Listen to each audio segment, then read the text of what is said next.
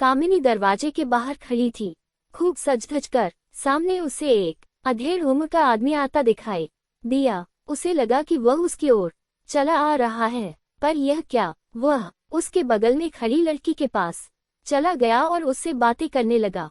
कामिनी सोचने लगी, अब मेरी जवानी ढलने लगी है, शायद इसीलिए लड़के तो दूर अधेड़ भी मेरे पास आने से कतराने लगे हैं। आज भी मैं कुछ कमा नहीं पाए, अब मैं दीदी को क्या जवाब दूंगी? यही हाल रहा तो एक दिन वे मुझे यहाँ से निकाल बाहर करेगी। इसके बाद कामिनी पुरानी यादों में खो गई। कामिनी के माता पिता गरीब थे। उसकी माँ लोगों के बर्तन साफ करके घर का खर्चा चलाती थी। माता पिता ने कामिनी को अपना पेट काट कर पढ़ाना चाहा और उसे शहर के एक स्कूल में भर्ती किया। उनका सपना था कि कामिनी भी पढ़ लिख कर समाज में नाम कमाए। एक दिन स्कूल से छुट्टी होने के बाद कामिनी घर आने के लिए ऑटो रिक्शा का इंतजार करने लगी। तभी उसके सामने एक कार आकर रुकी। उस कार से एक अधेड़ आदमी बाहर आया। वह कामिनी से बोला, बेटी यहाँ क्यों खड़ी हो? मुझे घर जाना है, मैं ऑटो रिक्शा का इंतजार कर रही हूँ। बेटी तुम्हारा घर कहाँ है? वह आदमी बोला, देवनगर। कामिनी बोली, मुझे भी देवनगर जाना है, हमारे साथ कार में बैठ जाओ। उस आदमी की बात सुनकर कामिनी उसकी कार में बैठ गई। कार में दो आदमी और भी बैठे थे।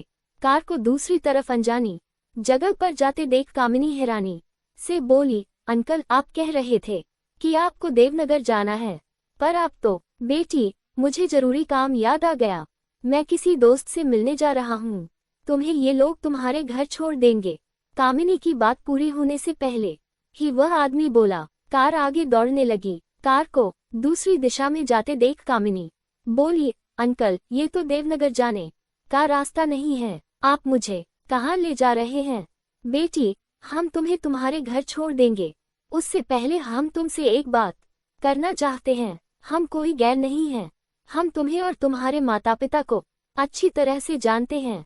एक दिन हमने तुम्हें अपनी सहेली से कहते सुना था कि तुम हीरोइन बनना चाहती हो। तुम चाहो तो हम तुम्हें किसी फिल्म में हीरोइन का रोल दिला देंगे, तब दुनिया भर में तुम्हारा नाम होगा। तुम्हारे पास इतनी दौलत हो जाएगी कि तुम अपने माँ बाप के सारे सपने पूरे कर सकोगी। हीरोइन बनने के बाद तुम अपने माता पिता से मिलने जाओगी तो सोचो कि वे कितने खुश होंगे। कुछ दिनों के बाद तुम्हें फिल्म में रोल मिल जाएगा, तब तक तुम्हें अपने माता पिता से दूर रहना होगा।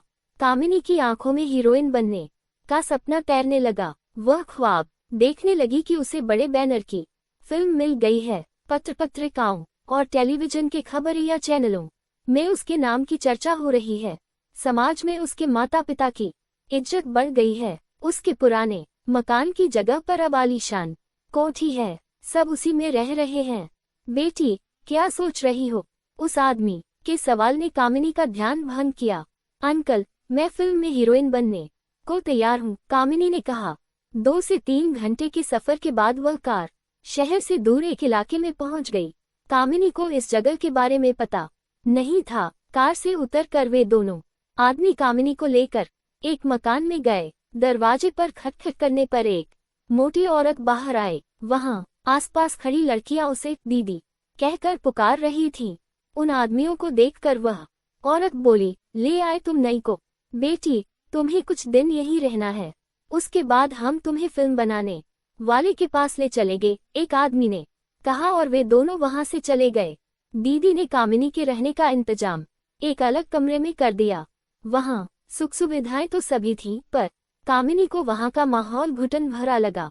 3 दिन के बाद दीदी कामिनी से बोली, आज हम तुम्हें एक फिल्म बनाने वाले के पास ले चलेंगे, वे जो भी कहें सब कुछ करने को तैयार रहना।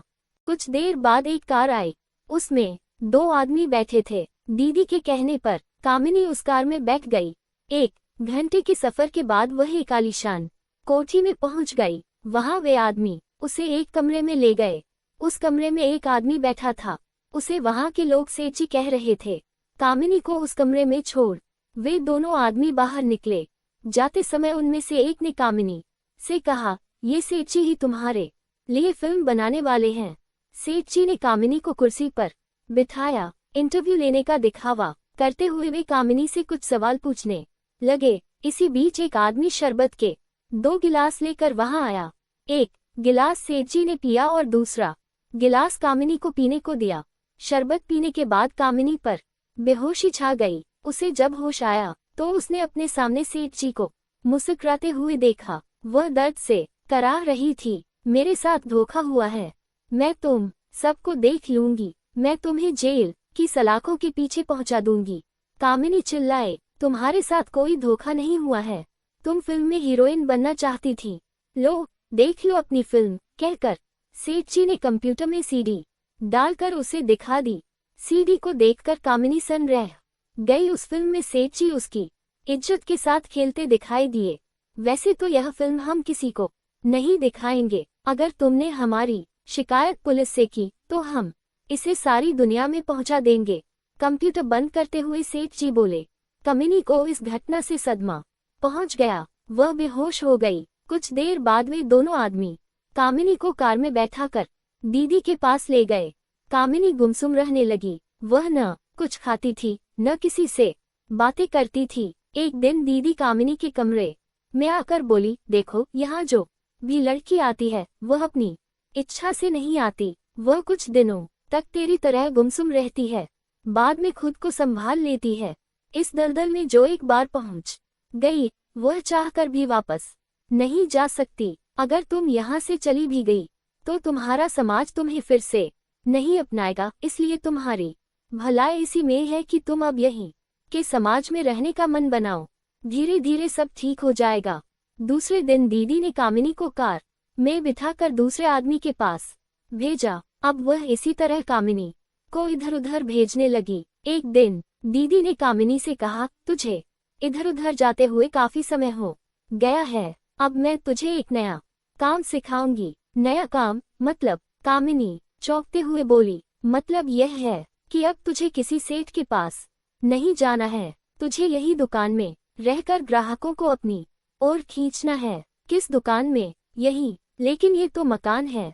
दुकान कहाँ है? यही मकान तुम्हारे धंधे की दुकान है।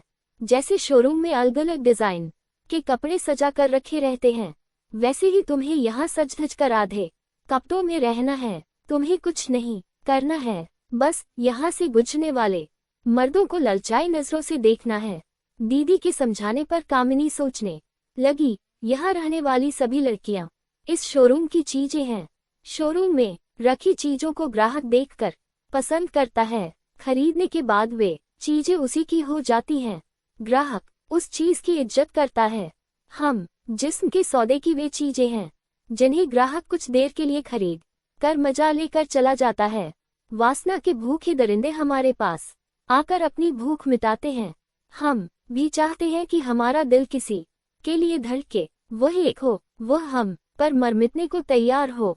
हम भी समाज के रिश्तों की डोर से बंधे पिंजरे में बंद पंछी की तरह कामिनी का मन फड़फड़ा रहा था। एक दिन कामिनी ने सोच लिया कि वह इस दुनिया से बाहर आकर रहेगी। ज्यादा से ज्यादा इस कोशिश में उस की जान चली जाएगी। जिस्म के शोरूम की चीज बने रहने से अच्छा है कि वह मौत को गले लगा ले।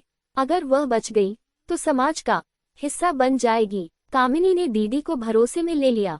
अपने बर्ताव और काम से उसने दीदी पर असर जमा लिया।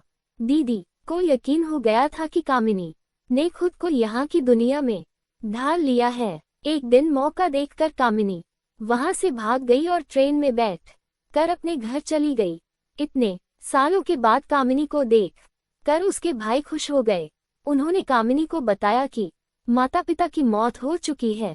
वह अपने भाई विनोद और सोहन के साथ रहने लगी। भाइयों को दुख न पहुंचे, ये सोच कर उसने अपने बीते दिनों के बारे में कुछ नहीं बताया। कामिनी का भाई विनोद एक कंपनी में काम करता था। उस कंपनी का मालिक रविंद्र नौजवान था। एक दिन वह विनोद के जन्मदिन की पार्टी में उसके घर आया। विनोद ने उससे कामिनी का परिचय कराया। उसे कामिनी पसंद आ गई। धीरे धीरे रविंद्र और कामिनी के बीच नजदीकियां बढ़ने लगी। एक दिन दोनों ने प्रेम विवाह कर लिया। रविंद्र और कामिनी एक दूसरे को बहुत प्यार करते थे। शादी के बाद कामिनी रविंद्र के साथ शहर में किराए के मकान में रहने लगी। एक दिन रविंद्र की कंपनी में बैठक चल रही थी। रविंद्र को याद आया कि उसकी जरूरी फाइल तो घर पर ही रह गई है। रविंद्र ने सुपरवाइजर प्रदीप को वह फाइल लेने अपने घर भेज दिया। रविंद्र के घर पहुंचकर प्रदीप ने दरवाजे पर खटखट की। थोड़ी देर बाद कामिनी बाहर आ गई। कामिनी, तू यहाँ? तूने मुझे पहचाना? कामिनी को देखकर प्रदीप बोला। नहीं तो, कामिनी बोली। वहाँ मैं तुम्हारे पास कई बार आया करता था। क्या तुझे यहाँ साहब किराए पर लाए हैं? प्रदीप की बात सुनकर कामिनी चुप रही। प्रदीप कामिनी को बाहों में भरने लगा। वह उसे चूमने की कोशिश करने लगा। परे हट जाओ मेरे सामने से। कामिनी चिल्लाए। जानम, मैंने तुम्हें कई बार प्यार किया है। आज यहाँ तू और मैं ही तो हैं। मेरी इच्छा पूरी नहीं करोगी? नहीं, तुम्हें मुझसे तमीज से बात करनी चाहिए। मैं तुम्हारे साहब की बीवी हूँ। कामिनी चिल्लाए। तमीज से? प्रदीप हंसकर बोला। मैं साहब को तुम्हारे बारे में सब कुछ बता दूंगा। प्रदीप बोला। नहीं, तुम ऐसा नहीं करोगे। मेरी जिंदगी बर्बाद हो जाएगी। ठीक है, अगर तुम अपनी जिंदगी बर्बाद होने से बचाना चाहती हो तो मैं जब चाहूँ तुम्हें मेरी इच्छा पूरी करनी होगी। तुम्हें ये काम आज और अभी से करना होगा। जिस दिन तुमने मेरा कहा नहीं माना, मैं तुम्हारी पूरी कहानी साहब को बता दूंगा। जाते जाते प्रदीप कामिनी से बोला। अब प्रदीप रविंद्र की गैरहाजिरी में समय समय पर कामिनी से मिलने आने लगा। एक दिन किसी काम से रविंद्र अपने घर समय से पहले आ गया। उसने प्रदीप और कामिनी को एक साथ देख लिया। उसने प्रदीप और कामिनी को बुरी तरह डांटा। उसने प्रदीप को नौकरी से हटाने की धमकी दी। प्रदीप ने रविंद्र को कामिनी के बारे में सब कुछ बता दिया। रविंद्र ने कामिनी का साथ छोड़ दिया। कामिनी के बारे में जब उसके भाइयों को पता चला तो उन्होंने भी उसे अपने साथ रखने से मना कर दिया। कामिनी के पास फिर उसी दुनिया में लौटने के सिवा कोई रास्ता नहीं रह गया था। कामिनी आज भी कुछ कमाया या नहीं? दीदी की बात सुनकर कामिनी यादों से बाहर आ गई। गाइज, अगर वीडियो पसंद आए तो वीडियो को लाइक और चैनल को सब्सक्राइब करें और कमेंट में बता देना कि वीडियो आपको कैसी लगी। धन्यवाद। Folded hands.